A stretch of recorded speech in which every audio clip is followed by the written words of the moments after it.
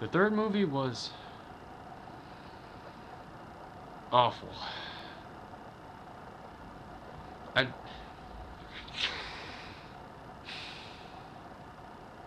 I don't know. I mean, like the movie, it it was a cash in. Like it's so obvious a cash in. Like at least Final Destination 2 tried to make it, tried to do their own thing, but this movie's just a cash in. I mean, this has nothing to do with the originals, and it doesn't bring anything new. Like you could do either one or the other. Just pure cash in. And I know this was made by the same guy who made Dragon Ball Evolution, so the joke's on me a little bit on that one. So this movie, it doesn't do anything new in the series. Like it doesn't bring in any new formula. It's basically the same thing. Someone has a premonition.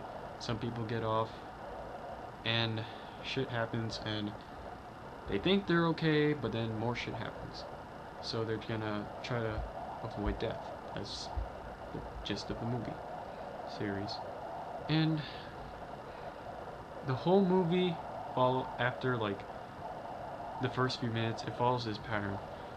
Wendy is sad. Wendy sees signs. Wendy and friends try to save the person. Person dies. Wendy's sad again.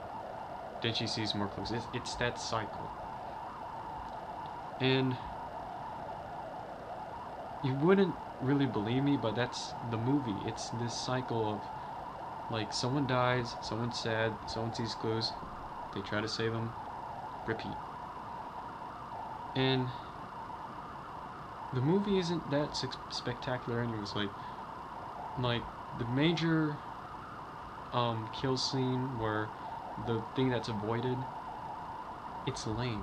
It's a roller coaster derailment. And it looks cool, but when you think about it, this is the most unrealistic roller coaster derailment ever. And I'm usually a good I'm good at what's the word I'm looking for? Suspension of disbelief. I'm usually good with it, but this was unrealistic, and it just took me out of the movie.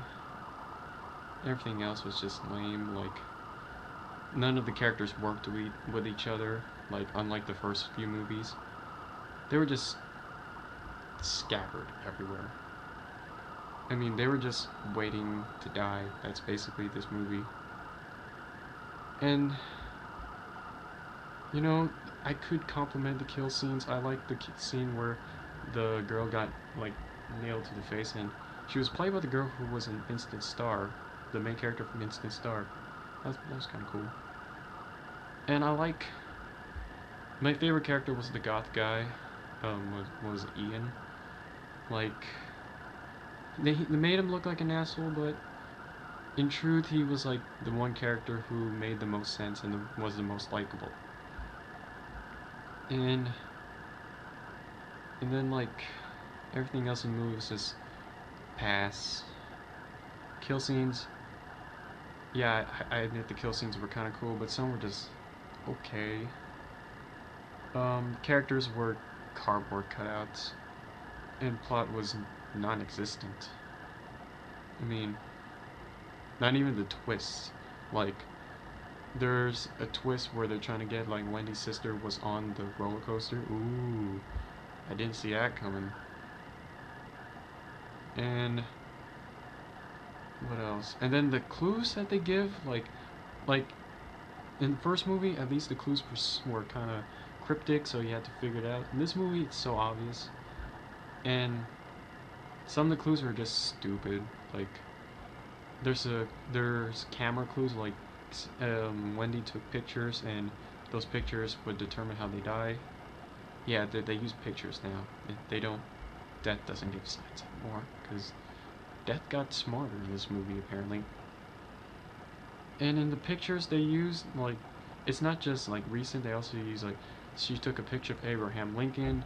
It shows like a line where he got shot, and then there's also a World Trade Center one, which was, uh,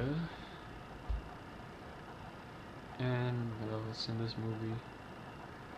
And I don't really have that much else to bitch about this movie. It's just, I'd say miss, but can't say totally miss because I wasn't totally uh, disgusted because there are some things I liked about it. I like the kill scenes.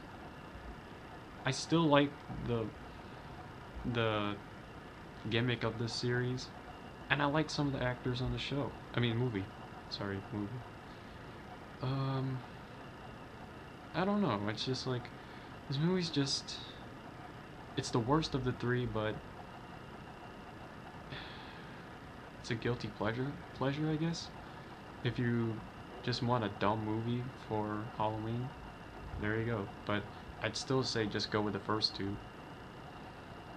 And yeah, that's about it.